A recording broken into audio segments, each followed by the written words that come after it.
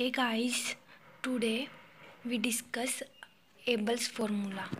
So देखिए statement, if u of t and v of t are solution of p of t y dash t का whole derivative plus k of t y of t is equal to 0, this is our second order differential equation.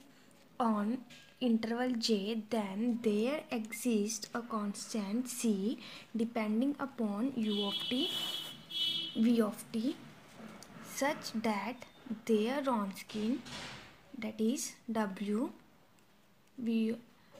of u and v satisfy u of t v dash t minus v of t u dash t is equal to c over p of t where t belongs to interval j.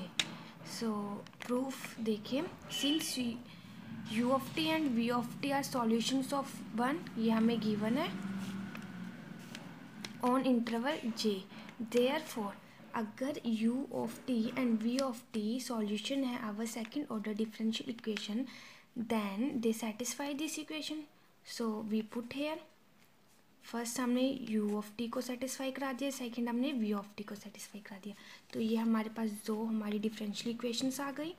Now multiply equation 3 by u of t and equation 2 by v of t. We get p of t v dash t का whole derivative u of t plus q of t u of t v of t. देखिए हमने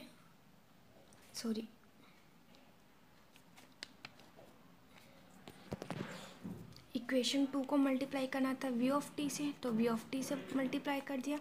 and equation number 3 को multiply करना था u of T से, सो हमने u of T से multiply किया.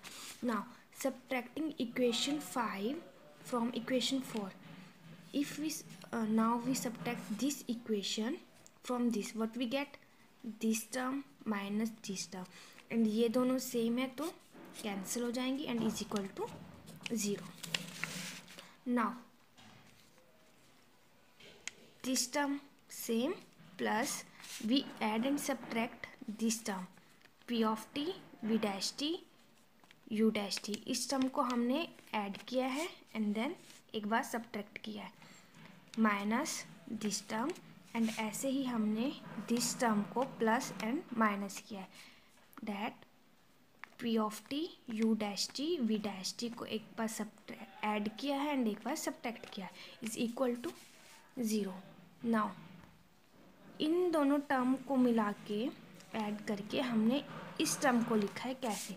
क्योंकि देखिए जब हम इसका डेरिवेटिव ओपन करेंगे तो क्या आएगा, इसको a ले लीजिए इतनी टर्म को एंड इसको b.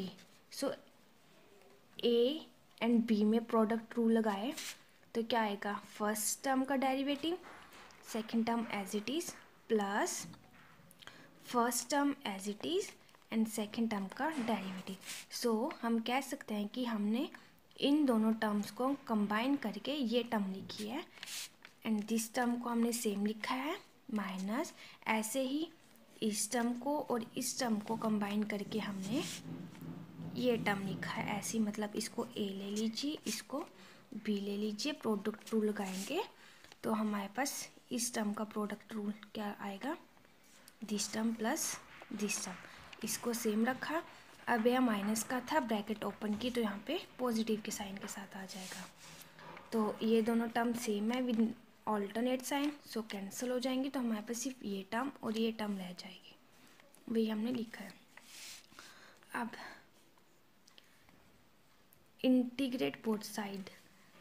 First we merge this. कैसे? हमने इन दोनों में से पी टी को कॉमन लिया है, अंदर क्या रह जाएगा, दिस माइनस दिस का होल डेरिवेटिव. क्योंकि जब आप इसमें a माइनस बी के होल डेरिवेटिव का फॉर्मूला अप्लाई करेंगे तो आपके पास ये आ जाएगा डेट a का डेरिवेटिव माइनस b का derivative. Now integrate both side. तो जब हम इसका इंटीग्रेशन करेंगे, इंटीग्रेशन कैंसिल विद डेरिवेटिव क्योंकि सेम वेरिएबल के रिस्पेक्ट में डेट इज t. तो इधर इंटीग्रेशन करेंगे कांस्टेंट, क्योंकि कांस्टेंट बिकॉज जीरो की इंटीग्रेशन क्या होती है, कांस्टेंट। तो पी ऑफ टी को हम इसके डिवाइड में लाए, क्यों, क्योंकि पी ऑफ टी हमारा नॉन जीरो है, तो डिफाइन हो सकता है क्योंकि इन्फिनिटी नहीं बनेगा। Now this can be written as Wronskian of u and v. So जब आप इसको ओपन करेंगे तो ऐसे ही आएगा ना, this term into this term minus of this term into this term, जो ये लिखा है इज इक्वल टू दिस। और यही हमें प्रूव करना था, that Wronskian of this is equal to C over P of T. Hence complete our proof. So thank you.